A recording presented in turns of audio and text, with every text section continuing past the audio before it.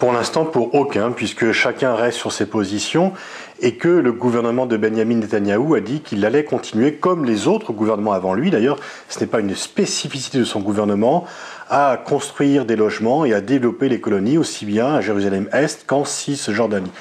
Et donc, pour le moment, il est évident que le gouvernement israélien entend mais n'écoute pas les protestations internationales et que celles-ci d'ailleurs sont purement platoniques puisqu'elles ne sont assorties d'aucune échelle de menaces ou de sanctions éventuelles.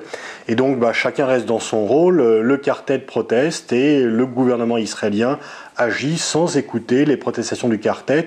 On est pour l'instant finalement dans un cas de figure relativement connu et finalement assez classique.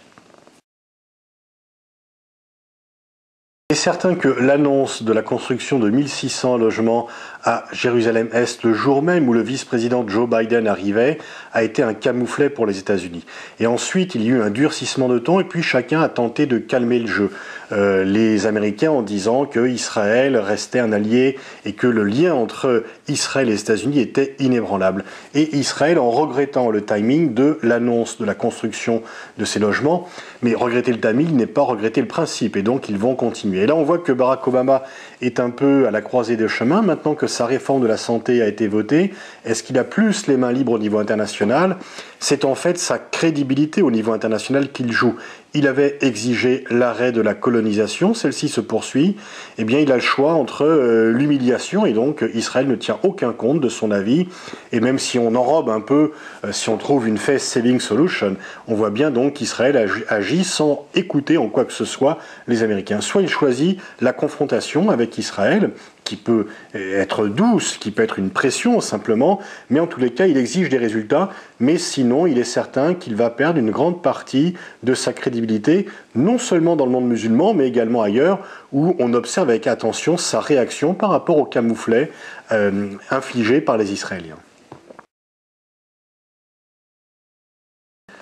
Les États-Unis ne sont pas réellement un médiateur puisqu'ils disent qu'ils ont un lien qui est inébranlable avec Israël et donc pour être médiateur, il faudrait qu'ils soient au milieu. Or, ils sont beaucoup plus du côté israélien que du côté palestinien. Mais en même temps, le général Petraeus a mis en avant le fait que le blocage du processus de paix, que la politique israélienne mettait en danger la vie des soldats américains présents en Irak, en Afghanistan et au Pakistan.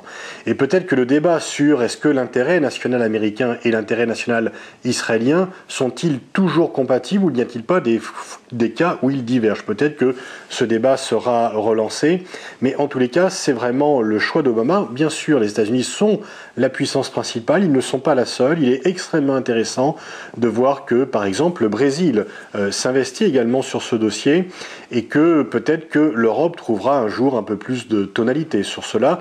Mais il est évident que à la fois les États-Unis sont le principal partenaires des Israéliens et des Palestiniens, mais qu'ils ne sont plus les partenaires exclusifs et que d'autres pays peuvent également jouer un rôle sur ce conflit.